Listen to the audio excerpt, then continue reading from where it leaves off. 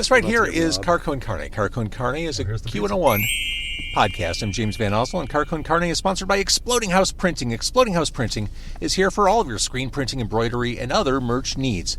They are local. They're over in Hermosa, and they handle things like t-shirts, merch, whatever you need. If you're a small business or brand, get the hookup. Call Jonathan at Exploding House. He's been doing this for decades, and he knows what he's doing. Besides technical expertise, he delivers production efficiency and cost awareness to offer boutique print shop quality at much lower large print shop prices.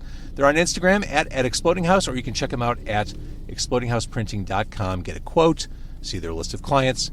They are amazing. Thank you to Exploding House for sponsoring this podcast. It's Car con Carne. Let's eat in the car. It's Car con Carne. And now here's the star of our show, James Van Osel.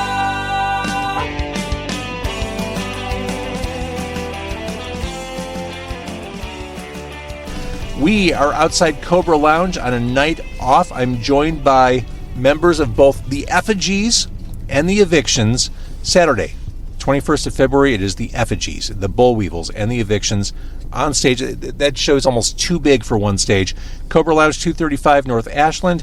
I have in the car with me, if you're listening, you can't see them all. Let me tell you, I've got Paul and Steve and Andy from the Effigies. I've got Johnny from the Evictions. We are all coming together to talk about this show, also to eat Cobra Lounge pizza. Yes.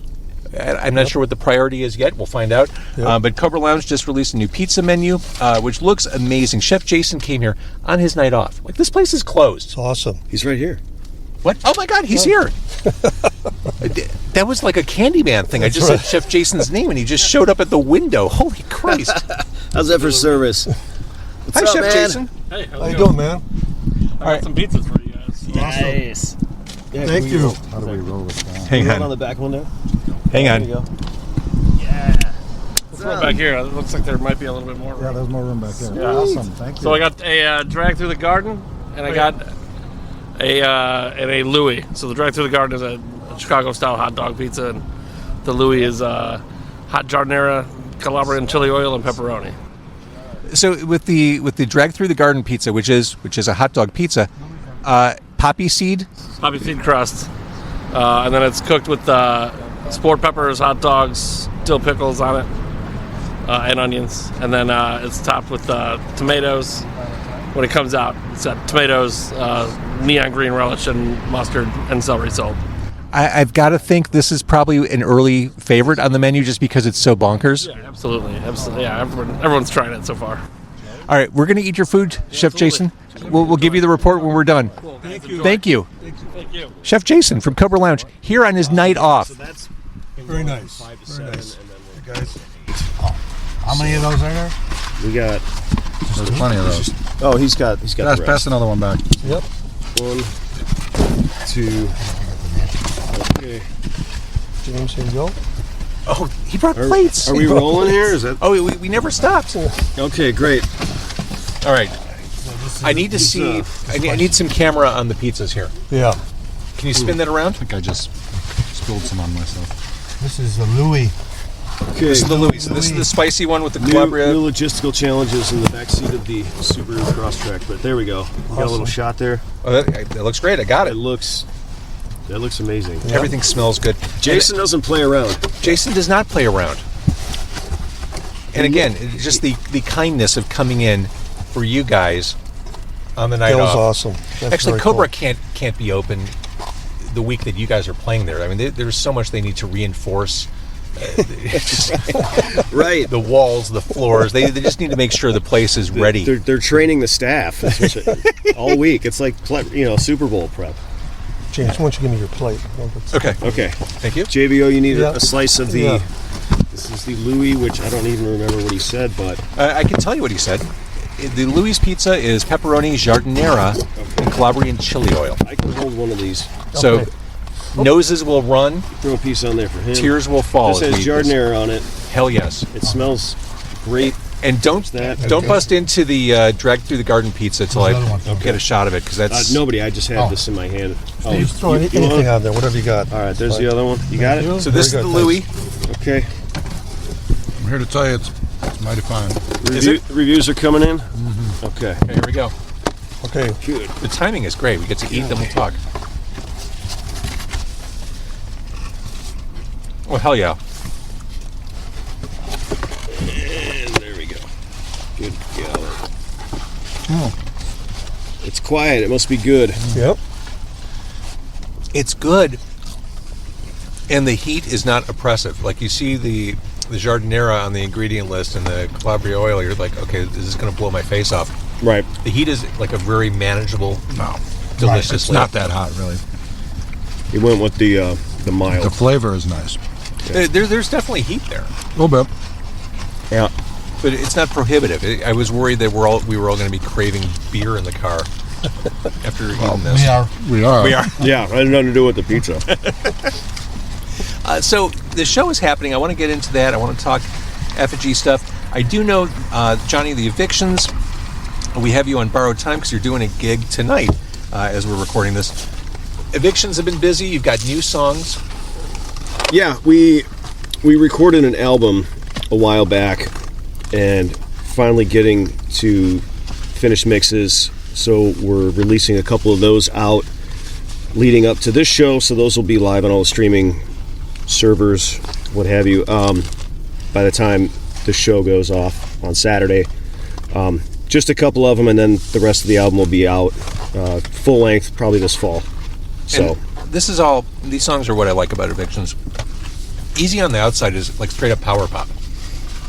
yeah, I mean, it's not hard to kind of pick out our influences, but we do kind of dip our toe into, each of our, a lot of bands that we like. And I mean, I don't want to just make like an album that sounds like, okay, these guys like AC/DC, here's 12 AC/DC-ish songs. Not that there's anything wrong with that, but there's too many things that we like and are inspired by to kind of stay in one lane. So, and the cool thing that we did with this record, usually we go in and we'll just knock out basically live in like 2 days in the studio and just kind of punk rock approach.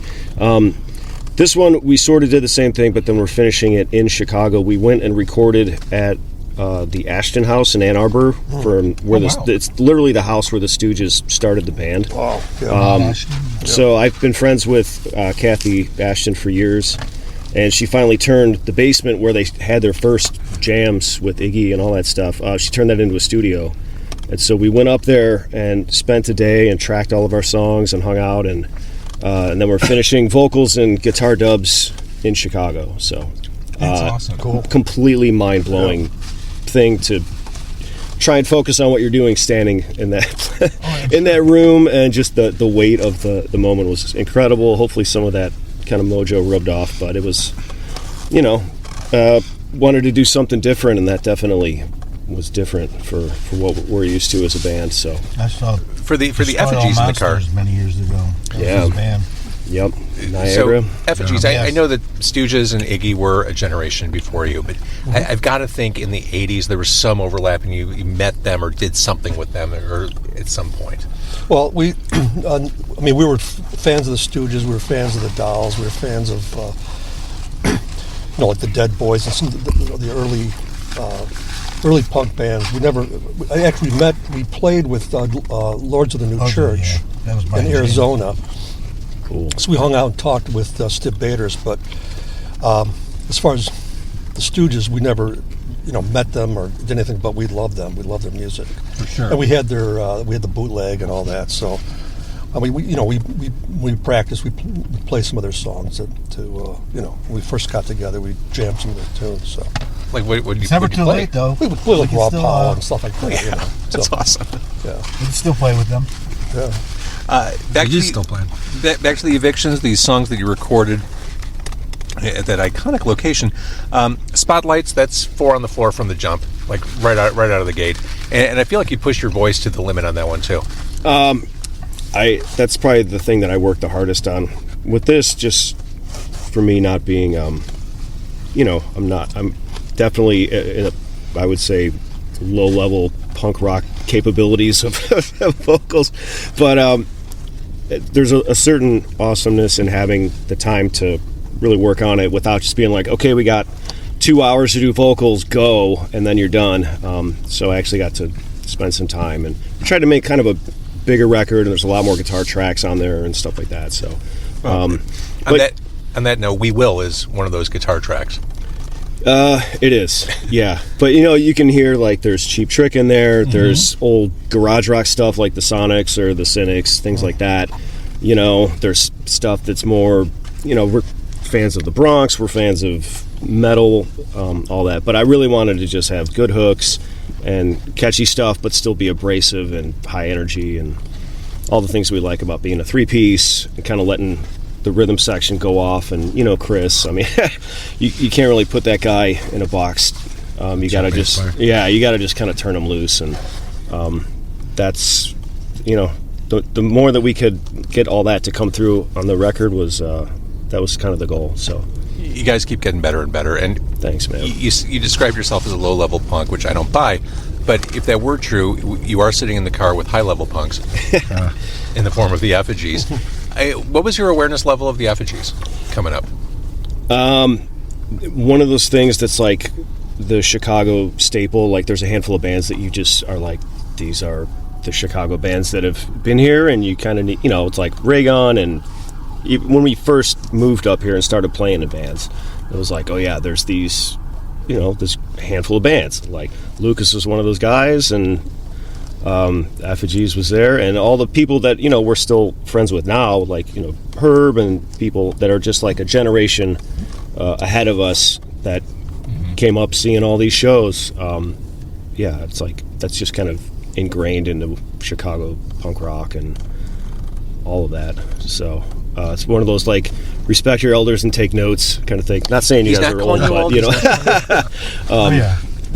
it's awesome that that this kind of continued rock of Chicago, keeps going, and we love playing with all bands. We love meeting the new groups and stuff like that, So I mean, we're having a good time with it, and a lot of the bands we're playing with on the road, and we were watching these guys on video the other night, and they're amazing. They're an amazing band, and it's going to be a kick-ass show. It is going to be a great show. We're really excited for this show coming up. And let's not forget the Bollweevils. Yeah, let's not forget the Bollweevils. Yeah, we're nervous about doing our thing before both of those bands, because just have fun. Just have fun. It's going to be a blast for everybody. Right, got to bring it. Yeah.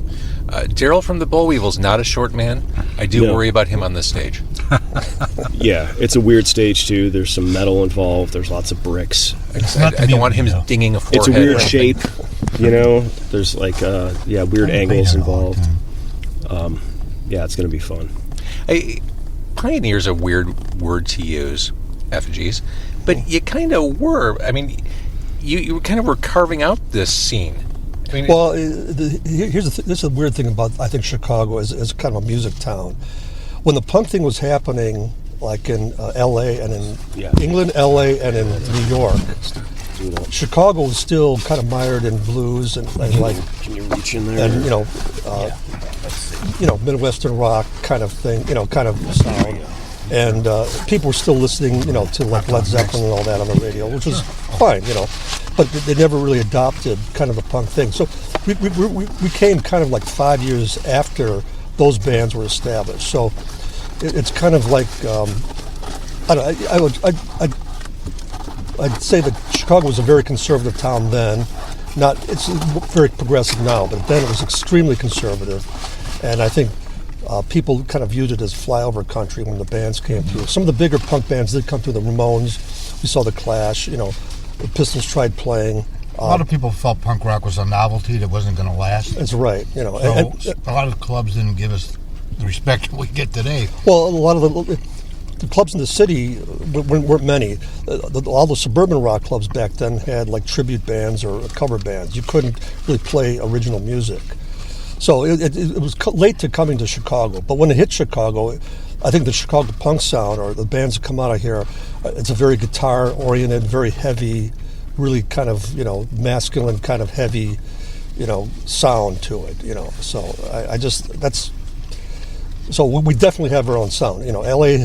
California's got sound, New York has its sound, Chicago has its sound, which is great. I mean, Detroit has its sound. Detroit's a great music town too, and that wasn't really looked at as a music town for a long time. But Minneapolis actually had the best punk scene, I thought. well, Minneapolis had a great scene. It was Fucking nuts, dude. it was the crowds were really fun in Minneapolis, and the clubs. Well, we played with Husker Du and hung out and stayed at their place when we went up there. So I mean, the crowds at the shows were pretty intense there too. Since you were kind of in this Wild West carving out a scene in the 80s, was it congenial with bands? Like, were you in lockstep with Ray Gun, Strike Under, etc., or was there healthy... No, everybody was... There was a lot of camaraderie in the U.S. bands.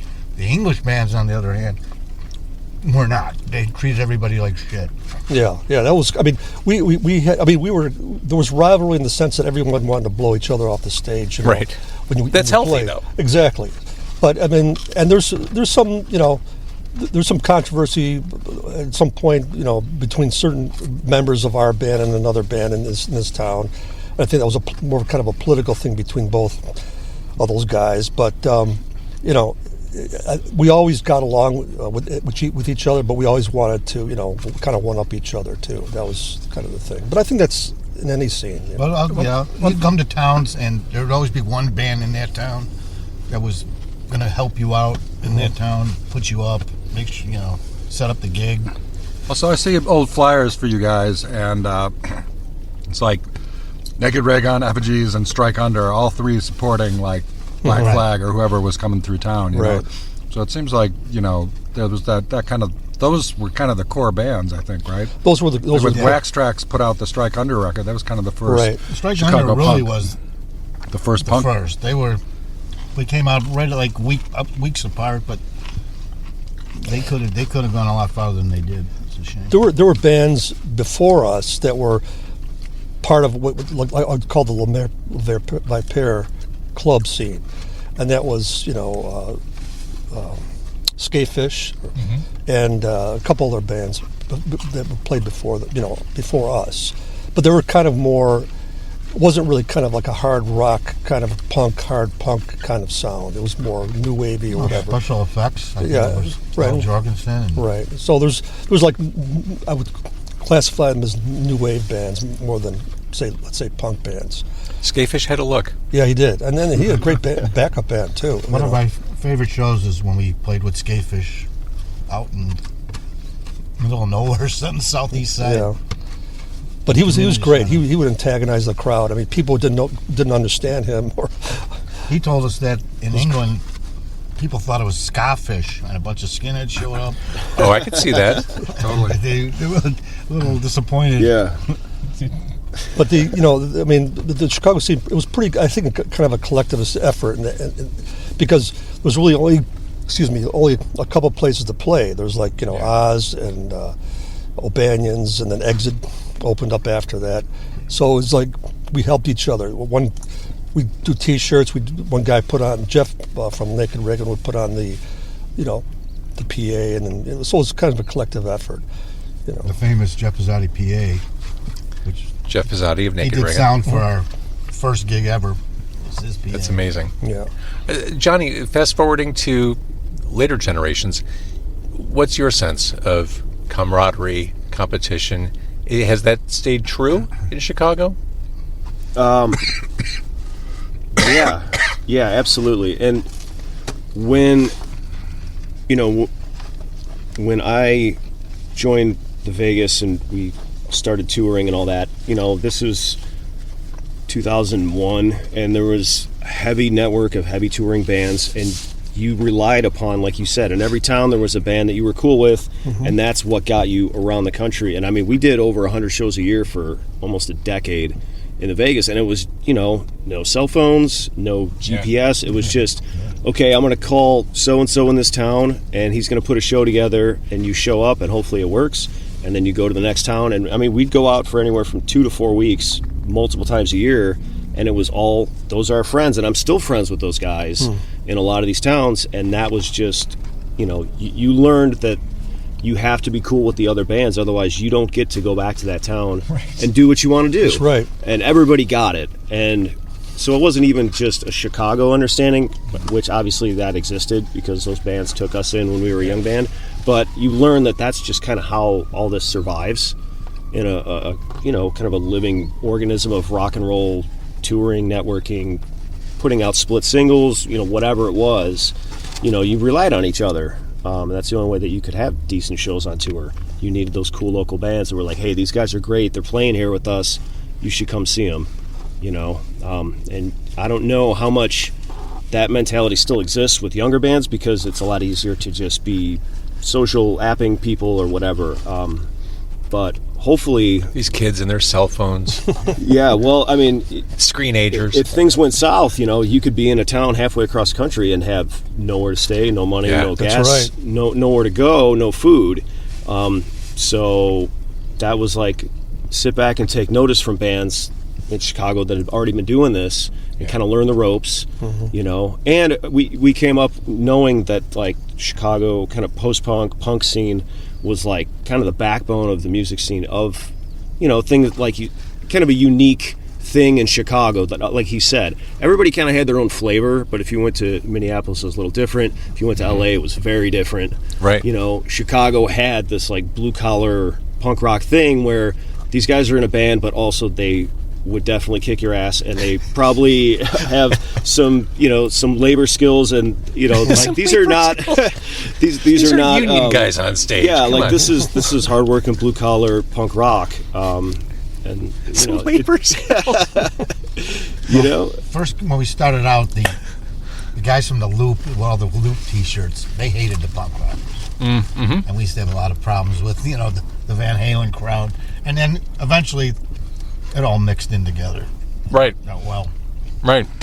yeah. Well, And they realized, like hey, metal this stuff and does punk. rock. But I think that's a cool thing about now, anyways. That back then it was very like you stayed within your tribe. niche. That was it. You were either a punk or a metalhead or a punk or a rocker or whatever. And now, I mean, people have crossed over and they like all kinds of music. So you get all kinds of people. Yeah, rap was so smart to cross over Yeah.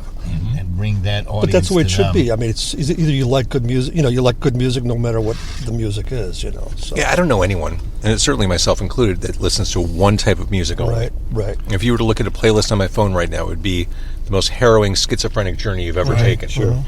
Miles Davis said there's two kinds of music, good and bad. Yeah, exactly. Right. Exactly. Right. Even if it's not my favorite thing, if they bring it live, Yep. I can sit and appreciate a show. Hell yeah. Absolutely. And now that we're talking about this, you guys did tour with the Black Crowes. Yeah. Yes. And it's funny you bring that up. I was thinking that because we were so nervous about opening up for them, that their crowd was going to turn on us. I was going to say, it seems like there's a little risk factor. Maybe they were too high to turn on you. No, they that was loved it. 7 o'clock cold, man, with hard rock. Yeah. But they loved us. Their crowds loved us. And That's they were awesome. loud. They It was were so like encouraging screaming. for us because it was our first shows with Jeff. And And they were a very gracious group of guys. Chris was really cool. He made us felt welcome as soon as we got there. He came into the red dressing room. He was talking with us about music, and we were talking all night with him about music and different things. So I mean, he was into it. I think he's the captain of that ship. Yeah. So he said, okay. I think on his different tours, he tries to expose his crowd, their crowd, to different genres I love of that. music.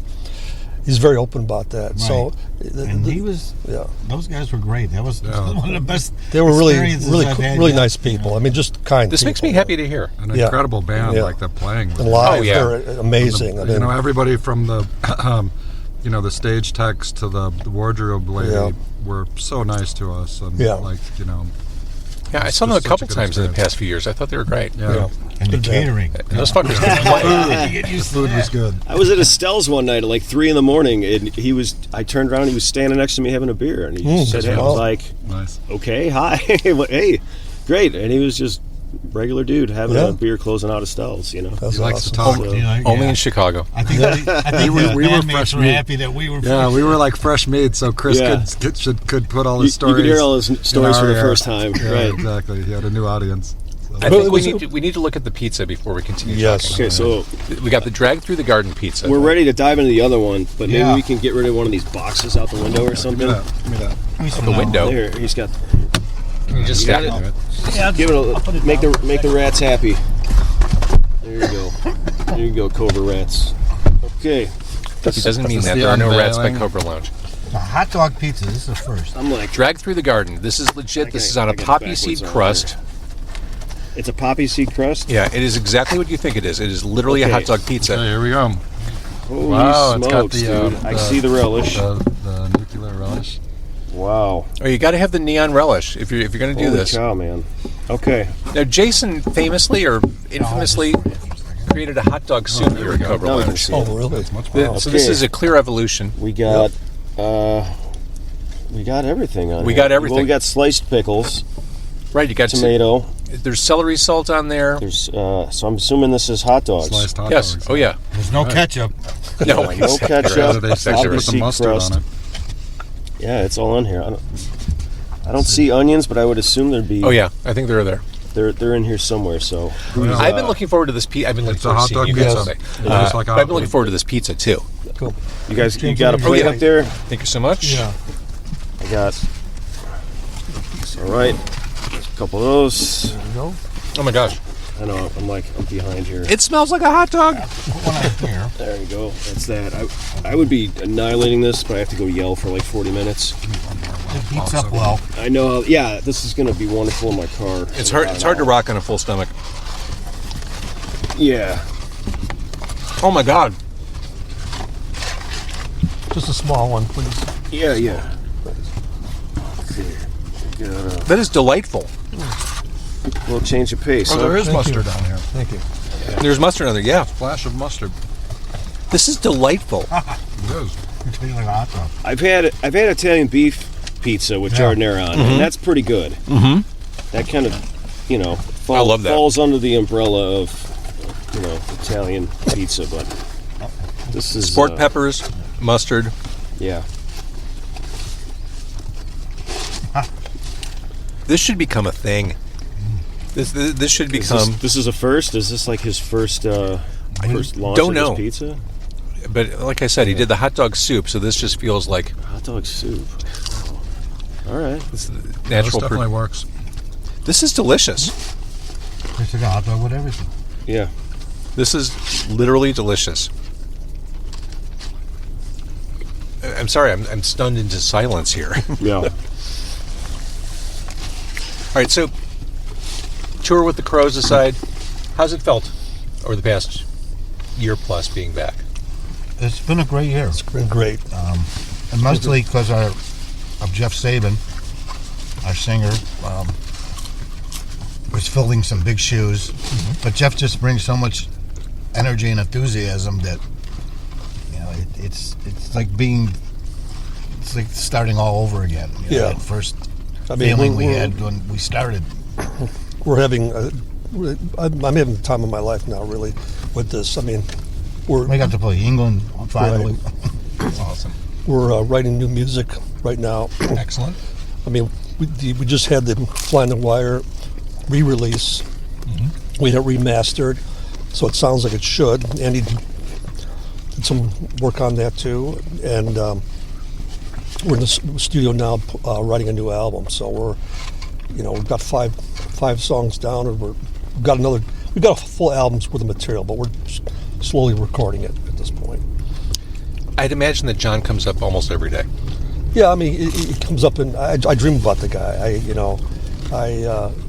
I do miss him dearly, and He's still like that conscious and telling you stuff in your head. Right. 'Cause and you'd have to know him. It's like, but it's been kind of rough, but we're looking toward the future. Yeah. And I think that the best the best thing in honoring his memory is to keep the band keep the band going For sure. and write new material and just show that it doesn't matter what kind of obstacles you have in front of you, what kind of tragedies you have. Music is a cure for a lot of things. It's a cure for mental health. It's a cure for it gives you happiness and joy. I mean, it's the greatest thing, really. I think of all the arts, music is the highest form of that art. That form of that relationship that musicians have with the audience, like getting that close Right. to the people who consume your art. I mean, Right. I can't imagine what that feels like to be able to do that and reconnect or make that connection again. Yeah, it's like a metaphysical thing. You can't really explain it, but you know it when it's clicking, when it happens. You kind of. We spend probably 95% of our career playing in small clubs, so Right. we're right there.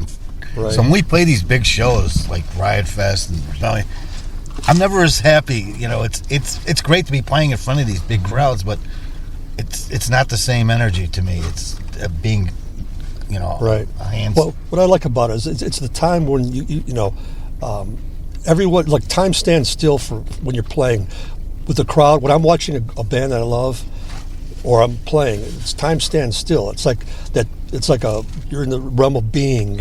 It's like You forget all the bullshit. That's right. All the bullshit's gone. You're just in that moment, and that it'd be nice if we could learn to live our lives, like that in other ways. But music helps do with that. And that's why I think music is great. I mean, I love playing it.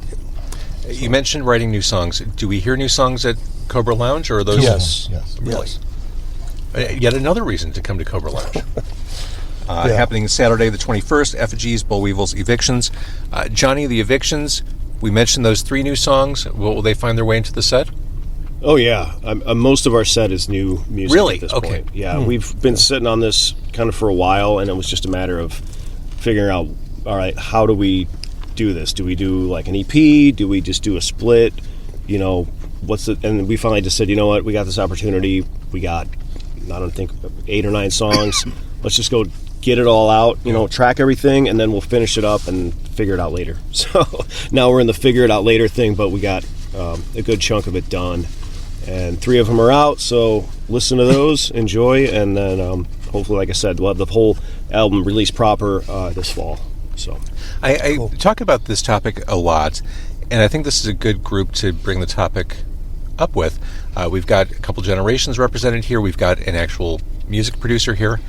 In the present day, does it make more sense to do that slow drip of songs or a full album? I mean, back when Effigies were starting or peaking in the 80s, whatever, the album was the way you release music. Correct. In the present day, in a digital world, it's not necessarily a priority. I think there's an argument to be made on both sides.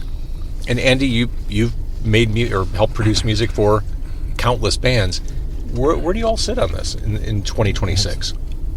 I mean, I've always been more involved in the making music as opposed to the selling music. But I do think there's a new sort of way that people experience and partake in music that isn't the way that necessarily we grew up thinking about it, And truth be told, like, the LP wasn't a thing before, like, the late 60s anyway. Like, that, you'd put out singles, and then if you had enough of them, you eventually put out a compilation record, and that's all it was. Nobody really put that much thought into, like, an album. Like, it was a collection of singles, and then, that was a thing, that was the norm for, the rest of the 60s, the 70s, 80s, 90s, and then, like, in the 2000s, when, all the Napsters and file sharing, and people, like, stopped sort of thinking of music as a physical product, like, that also, I think, encouraged a different way of listening, and people a different way of consuming that the kids do. Like, they don't think of albums per se. They definitely think of singles. So as an old fart, to me, like, the album is like a statement. It's like a painting or something. It's like, you don't just paint a little corner and see if everybody likes that one person in that corner. Like, to me, you got to have the full picture. But that doesn't mean I'm right by any means. And I think you can kind of do both too. Like, I know that we've been encouraged by people around us to kind of, the steady drip feed is kind of the thing to do, I guess, these Right. days. Well, you got to look at the medium too. I mean, it's the internet. So, I mean, people are getting bombarded immediately all the time with information. So I think, sending out songs every month or whatever, or drip feeding it into the system, is probably the smart way to do it now, so that you're constantly, being seen, or you're constantly being heard. It's that algorithm you got to feed the Right. algorithm. So I mean, but putting out an album, like Andy was saying, it's like a work of art. It's like a whole package. It's a whole piece. A statement. It's a whole statement. Exactly. We- So yeah, And also, if you're touring and you've got merch, then like an album makes a lot of sense. You know, you want to have something physical that you can sell at the show that the audience can take home with them and enjoy. But that doesn't mean that they haven't already like streamed it all, one at Right. a time. So, I think it's a dance, it's a delicate dance. And Johnny, you've played kind of both ends of it. Yeah, and I think to a certain extent too, it's kind of almost a matter of like just time and economics also. Because if you're going to go through the effort of like getting something pressed, getting plates, the whole thing of doing that and putting the money into it, it's like, well, is it better to do this huge thing and put out 4 songs on like a little EP, or should we just write some more stuff and make the big effort to have, like you said, a cooler merch item, that kind of thing. But we've done both. We've put out EPs. We've got a split out that we put out with a band. Yeah. We've got a full length. We're about to put out our second full length. I don't really know either, because it's like I kind of see both sides of what bands do and what bands did, even punk rock bands in the 80s. But recently, because I'll just look at, okay, well, what are big bands that I like doing?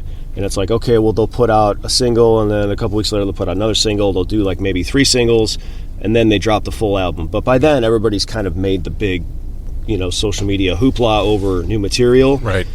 So that kind of serves the purpose as just getting people excited. There's new stuff on the way.